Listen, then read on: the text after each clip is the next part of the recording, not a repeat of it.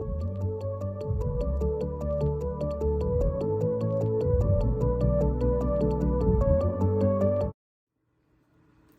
girls, my name is Katie Marie and welcome back to my channel. Today's video is going to be makeup related and I am super excited for this video. I got some new Rare Beauty makeup and I wanted to show you girls me using it. This is the Rare Beauty Soft Pinch Luminous Powder Blush in Cheer. Selena's like custom shade for her, and I do use the Happy liquid blush, but I love that too. But I wanted to get something different that would look good on my face. And the next thing I got just from Rare Beauty was the blush brush. I'm actually gonna swatch this blush for you girls. This is the swatch. I'm not really good at swatches yet, but this is what it looks like. It's so pretty. But yeah, I thought this blush was super pretty, and I think it's amazing that Selena combined her blush and her highlighters. But yeah, I love Selena and I thought, why not support her some more and get some more products.